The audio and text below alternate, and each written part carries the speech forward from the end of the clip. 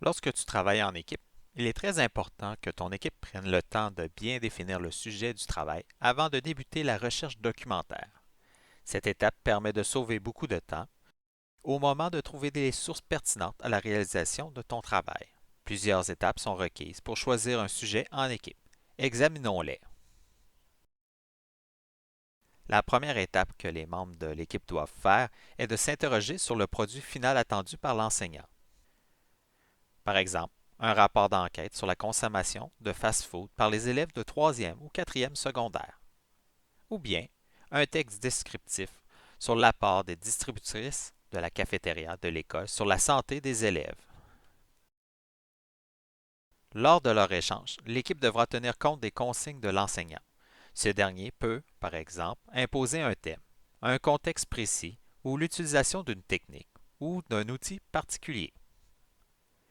Peu importe les précisions que l'enseignant apporte et les restrictions qu'il impose, dans tous les cas, des choix resteront à faire par l'équipe en regard à la cible et à la tâche à accomplir en commun. La deuxième étape est de délimiter le sujet. L'équipe doit réaliser en examinant le sujet proposé par l'enseignant sous plusieurs angles. Plusieurs questions devront être répondues. Le qui identifie si l'équipe doit traiter de groupes particuliers, par exemple les enfants, les autochtones, les personnes âgées, les parents, les élèves du secondaire. Dans notre travail, nous avons décidé de traiter de l'alimentation des élèves de quatrième secondaire de notre école. Le quoi touche aux aspects qui intéressent l'équipe. Cette dernière doit cerner les composantes de la question qui fera l'objet du travail. Nous nous intéressons à la nourriture offerte à la cafétéria et les choix que font les élèves. Aliments sains ou fast-food? Le quand délimite la période qui fera l'objet de la cueillette d'informations, par exemple sur 2 semaines ou un mois, ou bien l'époque comme les semaines après la relâche ou avant les fêtes de Noël. Certains sujets n'exigent pas d'être circonscrits dans le temps. Une fois le sujet identifié, nous décidons de mener notre enquête sur le terrain pendant 2 semaines afin de respecter le délai pour réaliser le travail qui est d'1 mois. Le où sert à délimiter le lieu géographique dans lequel le sujet sera traité, par exemple un lieu précis ou une région du Québec. Cette enquête se déroule dans notre école. Le comment se préoccupe de l'angle que l'équipe abordera dans le sujet, sociologique, historique ou économique. Après discussion, nous abordons notre sujet sur le plan sociologique. Les fast-foods sont-ils les aliments les plus consommés par les élèves? Le pourquoi traite de l'importance du sujet et ses implications et ses préoccupations que l'équipe tient à prendre en compte. Notre examen nous permettra de mesurer l'impact d'une mauvaise alimentation sur l'obésité des élèves de notre école. Une fois que l'équipe a répondu à toutes ces questions, elle doit formuler son sujet en une phrase de quelques lignes en utilisant des mots significatifs, précis et si possible sous une forme d'une question. Notre sujet traite des choix alimentaires offerts par la cafétéria et ses distributeurs aux élèves de quatrième secondaire et leurs conséquences sur l'obésité des jeunes à l'école. La troisième étape consiste à s'interroger sur les exigences de l'enseignant, sur le type de travail à réaliser en équipe. Le texte explicatif sert à présenter les causes et les conséquences d'un phénomène, d'un événement dans le but d'en faciliter la compréhension. Il exige une explication objective qui s'appuie sur des faits ou sur des recherches scientifiques. Ce type de texte répond à des questions comme pourquoi et comment. Si l'équipe préfère le texte explicatif, nous rédigerons un compte-rendu informatif. Nous nous emploierons alors à décrire aussi fidèlement que possible l'obésité chez les jeunes au secondaire. Si nous optons plutôt pour une dissertation explicative, notre texte présentera des réflexions sur le phénomène de l'obésité dans les écoles, ce qui permettra au lecteur de comprendre aisément le sujet. Le texte descriptif est souvent un texte court qui décrit aussi fidèlement que possible un phénomène, un lieu, un objet, un être ou un événement dans le but d'informer et d'expliquer. Il apparente au documentaire et prend la forme d'un rapport technique. Si l'équipe choisit le texte descriptif, nous rédigerons un rapport technique dans lequel nous devrons nous appuyer sur les données enregistrées d'une enquête auprès des élèves. Le texte argumentatif défend un point de vue sur une question ou une polémique à caractère philosophique, politique, scientifique ou social. Il a pour but de convaincre et de faire réagir, de démontrer que la thèse, l'opinion personnelle de l'auteur, est celle à laquelle il faut adhérer. Si l'équipe se décide pour une dissertation argumentative ou une dissertation critique, nous devrons exposer des arguments pour débattre d'une question. Par exemple, existe-t-il une relation entre le choix alimentaire offert par la cafétéria de l'école et l'obésité des jeunes de quatrième secondaire? Nous devrons prendre position sur le sujet et soutenir notre point de vue à l'aide d'arguments.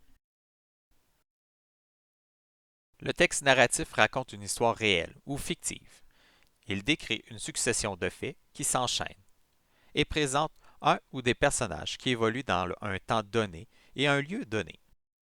Si l'équipe opte pour un texte narratif de type nouvelle littéraire, nous devons inventer un récit fictif très bref qui fera appel à la réalité des jeunes au secondaire. La nouvelle se terminera avec un dénouement inattendu.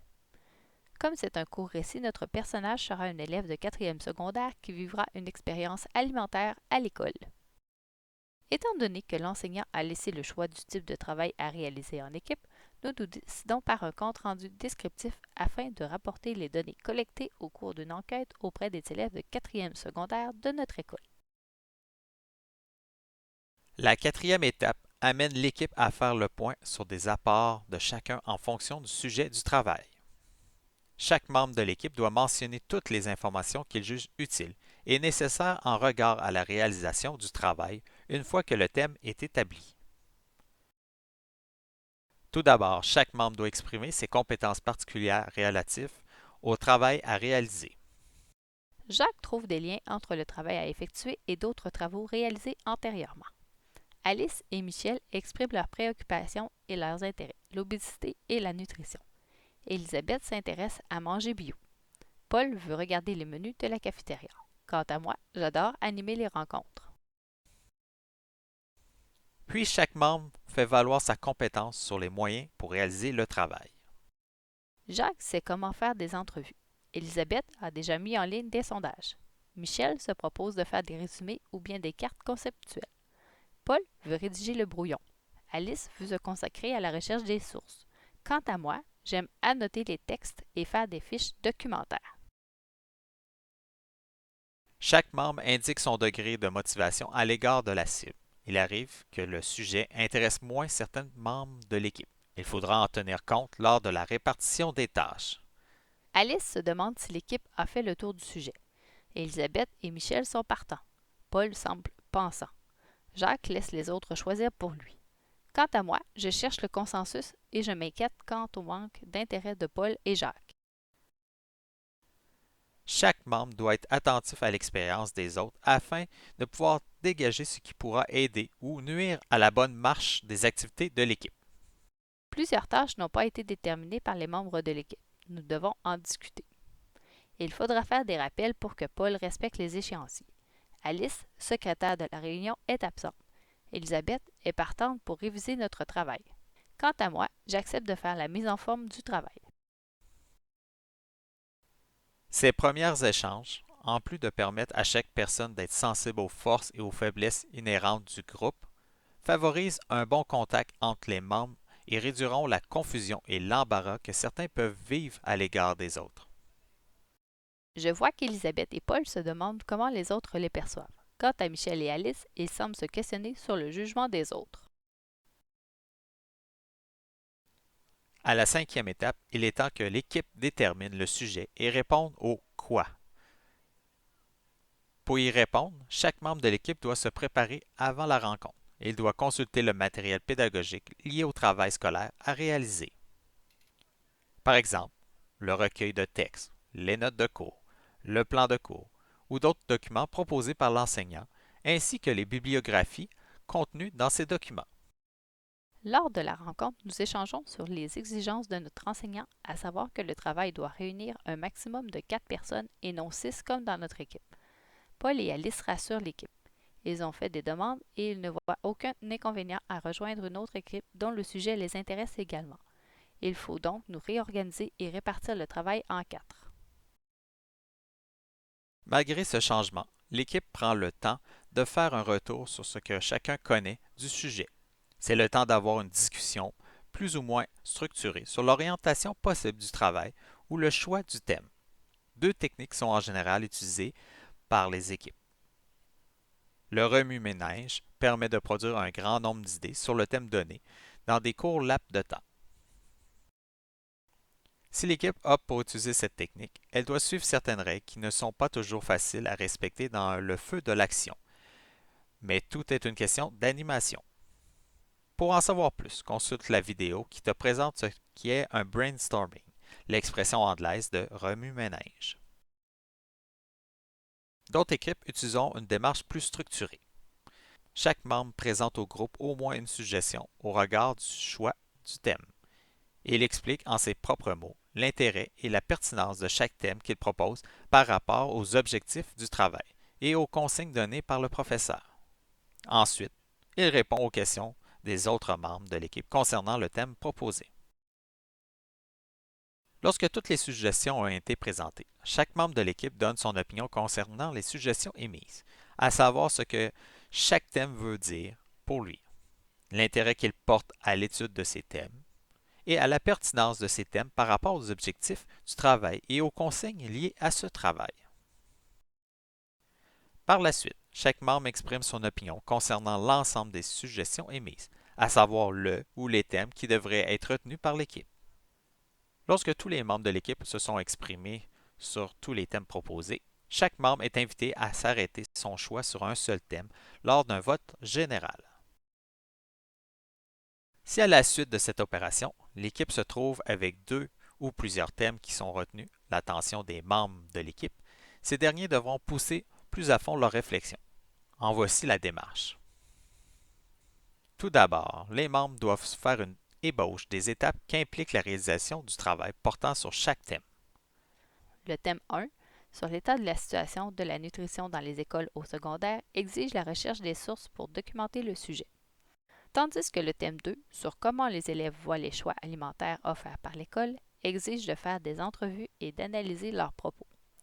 Quant au thème 3, évaluer la qualité des aliments offerts à la cafétéria, exige à la fois des entrevues avec des nutritionnistes et une analyse des aliments offerts à l'aide des sources crédibles.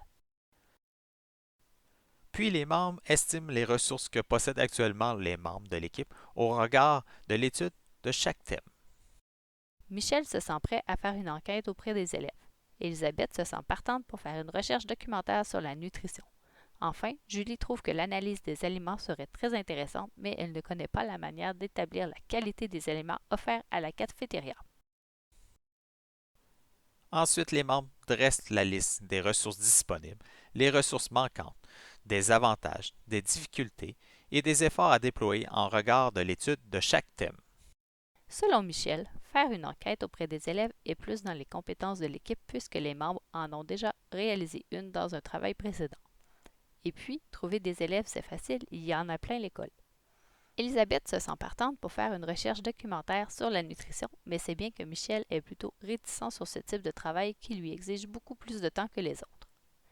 Enfin, Julie trouve que l'analyse des aliments serait très intéressante, mais cela exigera peut-être beaucoup de travail parce qu'ils n'ont pas de connaissances sur la manière de déterminer la qualité des aliments offerts à la cafétéria. Enfin, les membres comparent les thèmes en fonction des éléments énumérés à l'étape précédente, en éliminant les thèmes jusqu'à qu'il n'en reste qu'un. Nous votons pour l'enquête qui semble dans les cordes de chacun, surtout que le dernier travail réalisé ensemble a été un franc succès d'équipe. Quant au sujet, nous avons choisi quel regard les élèves de 4e secondaire ont-ils sur les choix alimentaires offerts par la cafétéria et les distributrices de l'école. Dans la sixième et dernière étape, les membres de l'équipe doivent s'interroger sur les facteurs pouvant influencer le sujet qui fera l'objet du travail. 4 facteurs doivent être discutés en équipe.